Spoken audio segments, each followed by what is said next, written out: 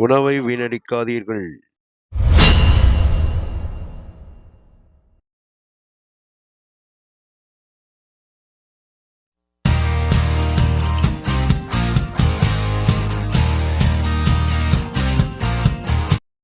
Hi viewers and subscribers.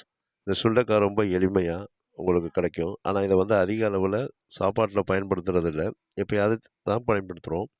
இந்த சுண்டைக்காய் அவ்வளோ சத்தானது. இது மசாலா செய்கிறதுக்கு முன்னாடி நம்ம சேனலை சப்ஸ்கிரைபர் பண்ணிக்கோங்க. பக்கத்தில் இருக்க பெல்லைக்கான ப்ரெஸ் பண்ணிக்கோங்க. ஒரு 1/4 கிலோ கிட்ட நல்ல சுண்டைக்காயாக வாங்கிக்கோங்க. இல்லைன்னா உங்கள்கிட்ட பக்கத்தில் இருக்க செடிகள் இருந்ததுன்னா அதுலேருந்து பறிச்சுக்குங்க.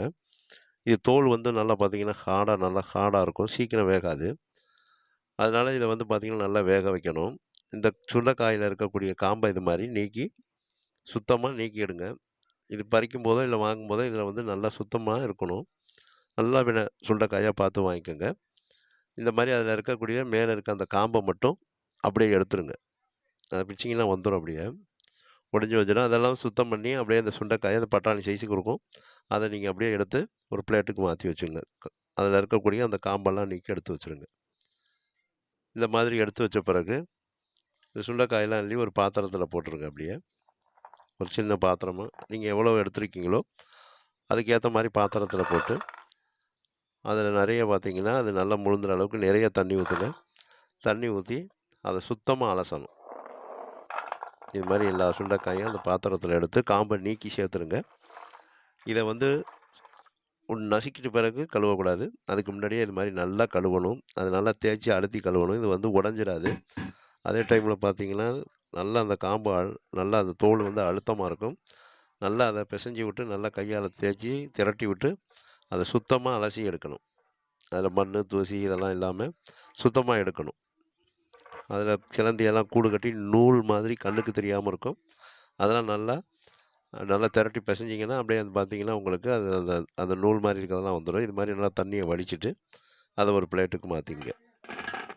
சுண்டைக்காயை அந்த மாதிரி சுத்தம் பண்ணி தனியாக பிளேட்டுக்கு மாற்றி வச்சுங்க. ஒரு 2 முறை தண்ணி விட்டு கழுவுங்க. 2 முறை தண்ணி விட்டு கழுவணும். இந்த மாதிரி அதை சுத்தம் பண்ணி எடுத்து வச்சுங்க. நல்லா கழுவி சுத்தம் பண்ணி தண்ணியை சுத்தமாக வடிச்சிட்டு எடுத்து வச்சுங்க. இந்த மாதிரி வடிச்சிட்டு தனியாக ஒரு பிளேட்டில் சுத்தம் பண்ணி காம்பெல்லாம் நீக்கி எடுத்து வச்சுருங்க. இந்த மாதிரி எடுத்து வச்ச பிறகு இதுக்கு தேவையான தேங்காய் ஒரு 1/4 மூடி தேங்காய் துருவி எடுத்து வச்சுங்க. இதுக்கு 1/4 மூடி தேங்காய், துருவின தேங்காய். அந்த துருவின தேங்காவை மிக்சி ஜாரில் சேர்த்துருங்க. ஒரு 1/4 மூடி தேங்காயை துருவி மிக்சி ஜாரில் சேர்த்துங்க. இது கூட ஜீரகம் ஒரு 1/2 டீஸ்பூன் ஜீரகம், 1/2 டீஸ்பூன் சோம்பு, 2 பல்லு பூண்டு, 2 பல்லு பூண்டு போட்டுங்க. போட்டு சேர்த்து இதை மிக்சியில் நல்லா பேஸ்ட்டாக நல்லா நைஸாக அரைச்சிடுங்க. அந்த நைஸாக அரைக்கிறதுக்கு தேவையான தண்ணி கொஞ்சம் சேர்த்துங்க. தண்ணி சேர்த்து நல்லா நைஸாக அரைச்சி எடுத்து வந்துடுங்க. வெங்காயம் ஒரு 50 கிராம் வெங்காயம், ஒரு தக்காளி மீடியம் சைஸ் தக்காளி நறுக்கி எடுத்து வச்சுங்க. இப்போ நம்ம இந்த தேங்காய், சோம்பு, ஜீரகம், பூண்டு எல்லாத்தையும் நல்லா பேஸ்ட்டாக அரைச்சி எடுத்து ரெடி பண்ணி வச்சுங்க. நம்ம சுத்தம் பண்ணி எடுத்து வச்சுருக்க அந்த சுண்டைக்காயை நல்லா தண்ணியெல்லாம் வடிஞ்ச பிறகு அப்படியே பிளேட்டில் கொட்டிக்குங்க. அந்த பிளேட்டில் கொட்டி அதை நல்லா பரவலாக வச்சுங்க. பரவலாக வச்சுட்டு இந்த சுண்டைக்காய் வந்து பார்த்திங்கன்னா வேகாது, வெந்து உள்ளே போய் எதுவும் சாராது. அதனால் இது மாதிரி அந்த இஞ்சி கல்லுடைய கல் இருக்குல்ல, அதை வச்சு லேசாக அதை அப்படியே வெடிக்கணும். நசுக்கி அப்படியே இதாகிடக்கூடாது, வெடிக்கிற அளவுக்கு அதை நசுக்கி விடுங்க. இது மாதிரி நசுக்கி தட்டி விட்டிங்கன்னா அது அப்படியே வெடிச்சிருக்கும். அப்போ தான் அது உள்ளே வந்து பார்த்திங்கன்னா நம்ம கொடுக்குற மசாலாவெல்லாம் உள்ளே நல்லா சார்ந்து சாப்பிட்றதுக்கு நல்லா டேஸ்ட்டாக இருக்கும். தோல் வந்து வெந்து உள்ளே போகாது, மசாலாவெல்லாம் உள்ளே இறங்காது. அப்படியே போட வேணாம், இது மாதிரி நசுக்கி விட்ருங்க. ஒன்று ஒன்றா நசுக்கி விடுங்க. அந்த தட்டில் வச்சு அந்த உரல்கல்லால் ஒரு தட்டு தட்டினீங்கன்னா அப்படியே பட்டுன்னு தெரிச்சிடும். அது தெரிச்சிடும். அது மாதிரி தெரிக்க பிறகு தான் நீங்கள் வந்து சமைக்கணும். அப்படியே போட்டிங்கன்னா அது உள்ளே வேகவே வேகாது, அப்படியே இருக்கும், முழுசாகவே இருக்கும். வேகிறதுக்கு ரொம்ப டைம் எடுக்கும். அதனால் இந்த மாதிரி தட்டி விட்டுங்க. தட்டி விட்டு இந்த மாதிரி திருப்பி விட்ருக்கும். இந்த மாதிரி தெரிச்சிருந்தால் மட்டும் போதும். இது கரெக்டான பதத்துக்கு தெரிப்பு இருக்கும். நசுக்கி அதை வந்து ரொம்ப கூழாக்கிறாதீங்க. இப்போ இது மாதிரியே எல்லாத்தையும் தட்டி நசுக்கி அதை தெரிப்பு விட்டு எடுத்து வச்சுங்க. பிளேட்டோடு எடுத்து வச்சுங்க. இந்த மாதிரி தட்டின பிறகு அது திருப்பி விட்ட பிறகு கழுவக்கூடாது. இது முன்னாடியே எல்லாம் கழுவிடணும். இந்த மாதிரி நசுக்கிட்டு கழுவக்கூடாது. இப்போ அடுப்பை பற்ற வச்சு அது ஒரு அகலமான கடாயை அடுப்பில் வச்சுங்க. அந்த கடாயில் எண்ணெய் ஊற்றிங்க. 3 டேபிள் ஸ்பூன் எண்ணெய் விட்டுங்க. 3 டேபிள் ஸ்பூன் எண்ணெய் விட்டு எண்ணெய் நல்லா சூடு வந்த பிறகு கடுகு போட்டுங்க. கடுகு ஒரு 1/2 டீஸ்பூன் கடுகும் கருப்பு உளுந்தும் சேர்ந்தது ஒரு 1/2 டீஸ்பூன் போட்டுங்க. போட்டு அது நல்லா பொரிஞ்சு வெடித்து தெறிக்கணும். வெடித்து நல்லா தெறிக்கணும், நல்லா பொரியணும், நல்லா பொரிஞ்சு வரணும். அப்போ தான் வந்து பார்த்திங்கன்னா நம்ம அந்த சமையலுக்கு பயன்படுத்துகிற அதோடய ஃப்ளேவர் எல்லாம் வந்து பார்த்திங்கன்னா அந்த கடுகோட ஃப்ளேவர் சூப்பராக இருக்கும். நல்லா வெடித்து தெறிக்கணும். அப்போ தான் உங்களுக்கு அது நல்லாயிருக்கும். இதோட ஒரு கொத்து கருவேப்பிலையும் சேர்த்துருங்க. கருவேப்பிலையை சேர்த்து நல்லா அந்த கருவேப்பிலையும் பொரிஞ்சிடும். இப்போ நறுக்கின வெங்காயத்தை சேர்த்துங்க. நறுக்கின வெங்காயத்தை சேர்த்து அதை வதக்கி விடுங்க. இதை ரொம்ப கண்ணாடி பதத்துக்கு ரொம்ப பார்த்திங்கன்னா வதக்கணும்னு அவசியம் இல்லை. ஒரு அரை பதத்துக்கு வதக்கிக்குங்க. ஏன்னா இது மேலும் நம்ம அது கூட சேர்க்கக்கூடிய பொருளோடலாம் சேர்த்து பார்த்திங்கன்னா அது வதங்கி நல்லா கூலாக போயிடும். அது கரெக்டான பதத்துக்கு வந்துடும். அது ஒரு அரை பதம் சேர்த்த பிறகு நறுக்குன்னு அந்த ஒரு தக்காளி, மீடியம் சைஸ் தக்காளியை சேர்த்துங்க. ஒரு தக்காளியை சேர்த்துருங்க. தக்காளியை சேர்த்த பிறகு இது கூட நல்லா பார்த்திங்கன்னா இது நல்லா தக்காளி சேர்த்து இதுக்கு நம்ம மஞ்சத்தூள் சேர்த்துங்க. ஒரு 1/4 டீஸ்பூன் மஞ்சத்தூள். 1/4 டீஸ்பூன் மஞ்சத்தூள் சேர்த்துருங்க. மஞ்சத்தூள் சேர்த்து வதக்கி விட்டுடுங்க. தக்காளி, வெங்காயம் இதை நல்லா வதக்குங்க. இப்போ ஏற்கனவே நம்ம ஒரு அரை பதத்துக்கு அந்த வெங்காயம் வதங்கி போயிருக்கும். அதோட பார்த்திங்கன்னா அந்த தக்காளி சேர்த்து வதங்கும் போது இன்னும் முழுக்க வதங்கும், நல்லா வதங்கும். இந்த மாதிரி வதங்கி போயிடணும், நல்லா வதக்கணும். இந்த தக்காளி, கருவேப்பிலை, வெங்காயம்லாம் வதக்கி விட்ருங்க. நல்லா இதை மிக்ஸ் பண்ணி விட்டுக்கிட்டே வாங்க. இப்போ இந்த மாதிரி நல்லா இதை வதக்கணும். அப்போ தான் உங்களுக்கு அதில் இந்த சுண்டைக்காயில் இதெல்லாம் இந்த தெறிப்புக்குள்ளெல்லாம் உள்ளே போய் நல்லா ஊறணும், அது ஊறி வேகணும். அதனால் நீங்கள் அதை நல்லா வதக்கி விட்ட பிறகு இந்த மாதிரி வதக்கி விட்ட பிறகு நல்லா இப்போ பார்த்தீங்கன்னா வெங்காயம், தக்காளி, மஞ்சள்தூள் வதங்கியிருக்கு. இந்த மாதிரி நல்லா வதங்கணும். நல்லா வதங்கின பிறகு நம்ம இடித்து வச்சுருக்க அந்த சுண்டைக்காயை சேர்க்கணும். சுண்டைக்காயை சேர்த்து அதையும் நல்லா வதக்கணும். நல்லா தெறிப்பு விட்டு நல்லா எல்லாம் தெறிப்பாக இருக்கணும். தெறிப்பு இல்லாமல் இருந்துச்சுன்னா உங்களுக்கு வேகாது, அப்படி அப்படியே இருக்கும். அதனால் இப்போ நம்ம இந்த வெங்காயம், தக்காளி நல்லா வதங்கின பிறகு நல்லா குழஞ்ச பிறகு இந்த மாதிரி சுண்டைக்காயை சேர்த்துருங்க. சேர்த்து நல்லா இந்த சுண்டைக்காயை நல்லா வதக்கணும். இதிலேயே அது நல்லா வேகணும். இப்போ தண்ணியெல்லாம் எதுவும் சேர்க்கக்கூடாது. நல்லா இதை மிக்ஸ் பண்ணி விட்டுக்கிட்டே வாங்க. இந்த மாதிரி அது நல்லா வதங்கணும். இந்த சுண்டைக்காயை இந்த வெங்காயம், தக்காளி உள்ளே அப்படியே அப்சர்வ் ஆகணும். அதுக்குள்ளே அந்த எண்ணெயிலே வதங்கணும். அந்த அளவுக்கு இதை வதக்கி விட்ருங்க. ஏன்னா உங்களுக்கு இந்த தோல் ரொம்ப அழுத்தமாக இருக்கும், வேகாது. அதனால் நீங்கள் நல்லா இதை வேக விடணும். இந்த மாதிரி நல்லா வதக்கி விடுங்க. வதக்கி விட்ட பிறகு இது மாதிரி நல்லா வதக்கின பிறகு அந்த எண்ணெயிலே வதங்கின பிறகு நீங்கள் இதுக்கு மிளகாய்த்தூள் நல்லா இதை வதக்கணும். நல்லா அந்த பச்சை போகணும், பச்சை வாசமும் போயிடும். மிளகாய்த்தூள் ஒரு 1/2 டேபிள் ஸ்பூன். மிளகாய்த்தூள் 1/2 டேபிள் ஸ்பூன் ரொம்ப காரமாக இருக்கும். அதனால் மிளகாய்த்தூள் 1/2 டேபிள் ஸ்பூன் போட்டால் போதும்.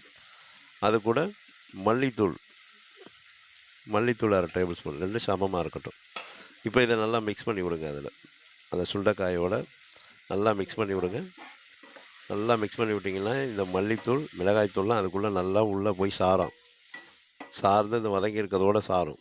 இப்போ இது நல்லா வேகணும். இன்னும் நல்லா வேகணுங்கிறதுக்கு நம்ம இதை நல்லா இந்த எண்ணெயோடு சேர்த்து பிரட்டி விட்ட பிறகு மிளகாய்த்தூள், மல்லித்தூள்லாம் சேர்த்து பிரட்டி விட்டு வதக்கின பிறகு இதுக்கு நல்லா வேக வைக்கிறதுக்கு தண்ணி 1 டம்ளர் தண்ணி சேர்த்துங்க.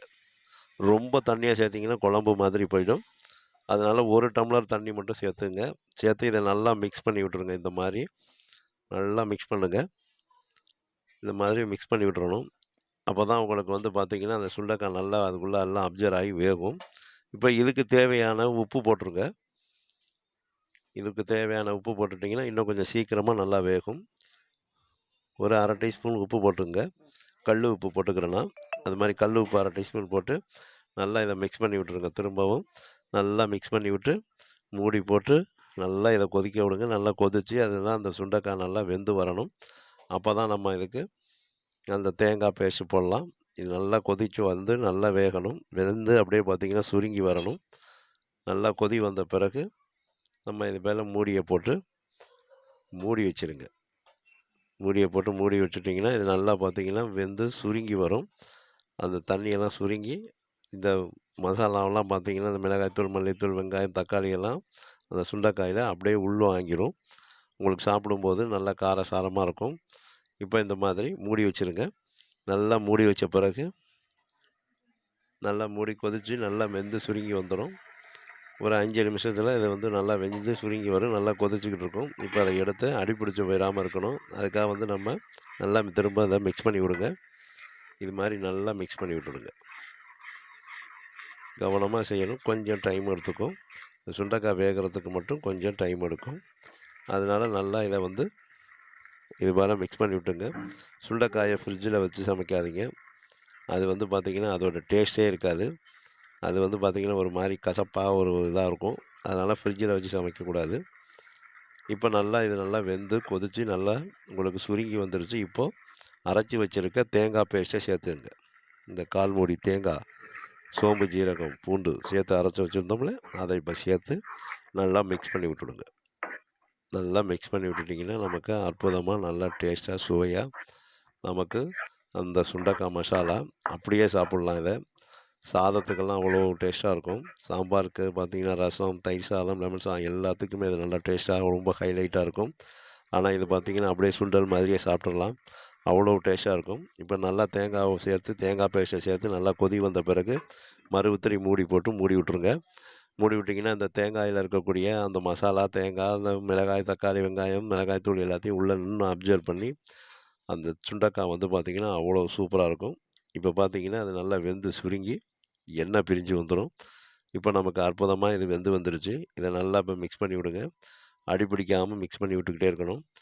அப்படியே விட்டிங்கன்னா தீஞ்சு போயிடும். தீஞ்சு அடி பிடிச்சி கருகி போயிடும். அது மாதிரி கருகி போகாமல் இருக்கிறதுக்கு நல்ல பேஸ்ட்டாக சுண்டல் டைப்பில் வரணும். பட்டாணி சுண்டல் மாதிரி வரணும். அப்போ தான் அந்த மசாலா அவ்வளோ டேஸ்ட்டாக இருக்கும். இப்போ இந்த மாதிரி நல்லா வெந்து சுருங்கி வந்த பிறகு ஸ்டவ் ஆஃப் பண்ணிக்கோங்க. அப்போது அந்த கடாயோட சூட்டே கம்பல்சரி எல்லாம் பார்த்தீங்கன்னா அந்த கடாயோட சூட்டே நல்லா இன்னும் வெந்து குழஞ்சி வந்துடும். இந்த சுண்டைக்காய் பார்த்தீங்கன்னா நல்லா வெந்து குழஞ்சி இந்த மாதிரி வந்துடும். அதனால் அந்த கடாயோட சூட்டே போதுமானது. ஸ்டவ் ஆஃப் பண்ணிக்கோங்க. ஆஃப் பண்ணிட்டு இப்போ அற்புதமாக நமக்கு அந்த சுண்டைக்காய் மசாலா அவ்வளோ டெலிஷியஸாக ரெடி ஆகிடுச்சு. இது பார்த்திங்கன்னா மத்தியானம் சாப்பாட்டுக்கு லஞ்சுக்கெல்லாம் இது அவ்வளோ அற்புதமாக இருக்கும். ஆஃபீஸ் போகிற நம்ம இது மாதிரி செஞ்சு எடுத்துகிட்டு போயிடலாம். அதே ஸ்கூலுக்கு இது மாதிரி மத்தியானம் சாப்பாட்டுக்கு லஞ்சுக்கு கொடுக்கலாம். ஆஃபீஸுக்கு செஞ்சு கொடுக்கலாம். ஹோட்டல் மெஸ்ஸு இதெல்லாம் இந்த சுண்டைக்காய் வந்து எளிமையாக சாலை ஓரங்களில் வச்சு விற்பாங்க. இந்த மாதிரி வாங்கி இது ரொம்ப பெரிய அளவில் செலவு வராது. அருமையாக நம்ம இதை சமைச்சு வைக்கலாம். எல்லாத்துக்கும் ஹோட்டல்லேருந்து எல்லாம் மெஸ் சாப்பாட்டுலேருந்து எல்லாத்துக்கும் சூப்பராக இருக்கும். வீட்லேயும் பார்த்திங்கன்னா இதை அடிக்கடி வாரத்துக்கு ஒரு முறை சமைச்சு சாப்பிட்ணும். வயிற்றுக்கு ரொம்ப ரொம்ப நல்லது. ரொம்ப உடம்புக்கு ஹெல்த்தாக இருக்கும். இப்போ அந்த சூட்டோடைய அந்த கடாயில் இருக்க சூட்டோடைய அது மேலே மிளகுத்தூளை தூவிடுங்க. தூவி நல்லா மிக்ஸ் பண்ணி விட்டுடுங்க. மிக்ஸ் பண்ணி விட்டுடுங்க. இப்போ அற்புதமாக நமக்கு சுண்டைக்காய் மசாலா ஹைலைட்டாக டாப் அண்ட் டாப்பில் ரொம்ப டெலிஷியஸாக எல்லா சாப்பாட்டுக்கும் அது நல்லாயிருக்கும். எல்லாத்துக்குமே ரசம், சாம்பார் சாதம், தயிர் சாதம் நீங்கள் எல்லாத்துக்குமே வந்து பார்த்திங்கன்னா இது அது சைடிஷாக அப்படியே லஞ்சுக்கு சூப்பராக இருக்கும். அவ்வளோ டேஸ்ட்டாக இருக்கும். இது ஒரு நாள் வரைக்கும் கூட வச்சு சாப்பிட்லாம். எனக்கு கெட்டும் போயிடாது. அவ்வளோ சூப்பராக அப்படியே புட்டு மாதிரி மசாலா மாதிரி அப்படியே இருக்கும். சுண்டல் மாதிரி சாப்பிட சாப்பிட திரும்ப திரும்ப செஞ்சு கேட்பாங்க. அந்த அளவுக்கு இருக்கும். இந்த மாதிரி நீங்கள் சுண்டைக்காய் மசாலா செஞ்சு சாப்பிட்டு பார்த்துட்டு எங்களோட வீடியோவை லைக் பண்ணுங்கள், சப்ஸ்கிரைபர் பண்ணுங்கள். அதே போல் உங்களுடைய நண்பர்களுக்கு, சொந்தக்காரங்களுக்கு ஷேர் பண்ணுங்கள், லைக் பண்ண சொல்லுங்கள், சப்ஸ்கிரைபர் பண்ணுங்கள். அதே போல் இந்த மாதிரி சுண்டைக்காய் மசாலா செஞ்சு சாப்பிட்டு பார்த்துட்டு எங்களோட வீடியோ லைக் பண்ணுங்கள். எங்களோட வீடியோவை பார்க்கின்ற அனைத்து வியூவர்ஸுக்கும், சப்ஸ்கிரைபர்ஸுக்கும் மனமார்ந்த நன்றியினை தெரிவித்துக் கொள்கிறேன்.